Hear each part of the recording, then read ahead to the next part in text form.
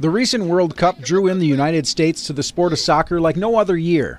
Last week, players at the Alexandria Area Soccer Camp were introduced to a little of that international passion for the game. All the soccer balls inside the 18-yard box. Many of the coaches at the camp are either from another country or have played soccer in another part of the world.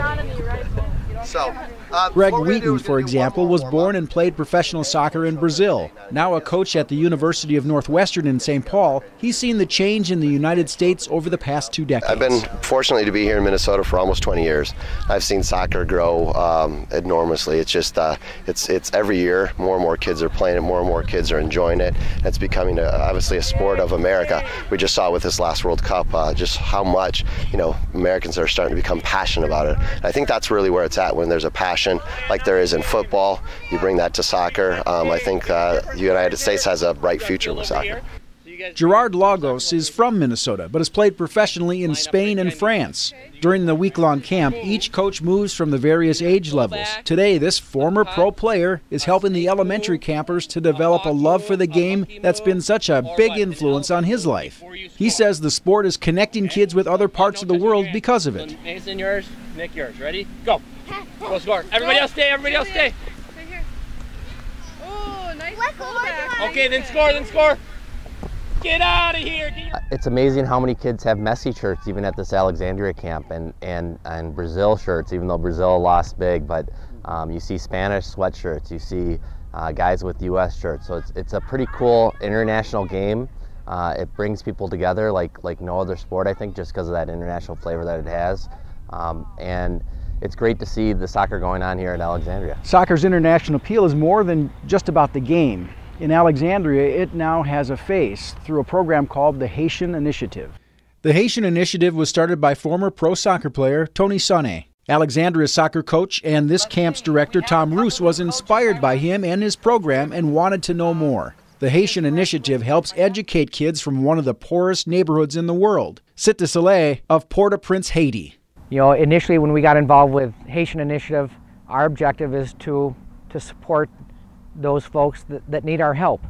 And in the back of my mind, I thought, if by some chance those boys are able to come here and connect with our kids, that yeah, we're building bridges, we're connecting, we're putting faces to what this program's about, and we're bringing people together. And in my mind as a teacher, I was thinking that's a value and an experience that would be so powerful, that could really impact our kids' lives, to realize that, we're citizens of the world, where we have to be accountable for what takes place in this world and for what our brothers and sisters in other places are experiencing. That passion to make a difference has brought 4 players and their coach to Alexandria. The group is part of an entire team in Minnesota for the U.S. Cup in Blaine. Roos invited them to the Alexandria camp as part of their trip. And in that invitation, he is learning firsthand through impactful conversations with their coach Maxo how different it is to live in Minnesota. The other day we were eating breakfast, and he said, "Teacher, every day in Minnesota I eat," he said, "I think of my family, and I don't know if they eat today." So it's some pretty powerful messages, and I'm going to share those with the kids. By looking at the young men on the soccer field, you wouldn't have a clue they have any disadvantages. Soccer is a great equalizer among these kids, both American and Haitian. Guest coach and former pro player Chato Alvarado is from Costa Rica. He can empathize with these 4 young men. I tell you what, obviously when you start hearing about the situation in Haiti, it's pretty hard to imagine, right?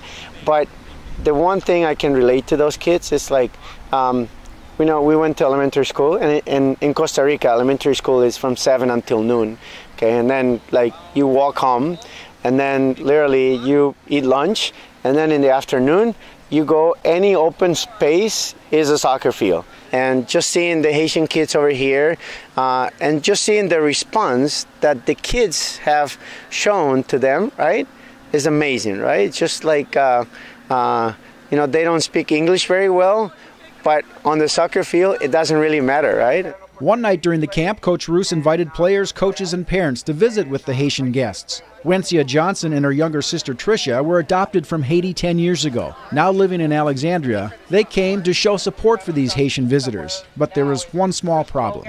I feel like we were obligated to go because, I mean, they're from our country, so we had to say hi. But they don't speak any English, so it's semi-impossible to talk to them. And the coach knows barely any English either, so. Regardless of language, regardless of circumstance, it will be difficult for these kids to leave Alexandria without knowing that they are cared for thousands of miles from their home country. Roos explains one of the last things the Haitians are told to expect as part of their trip to Minnesota. Your host families will hold you in their prayers forever. So that's the last thing I have to offer. Maxo, Rivaldo, Darley, Websky, and Woodley. I cannot do it in Creole tonight, maybe by tomorrow morning, but Royce and Maxo, you are in our prayers forever. Who would have thought that an object shaped like the world would bring the world closer together? But soccer has done that for these kids in Alexandria. For the Voice of Alexandria, I'm Joe Kurkowski.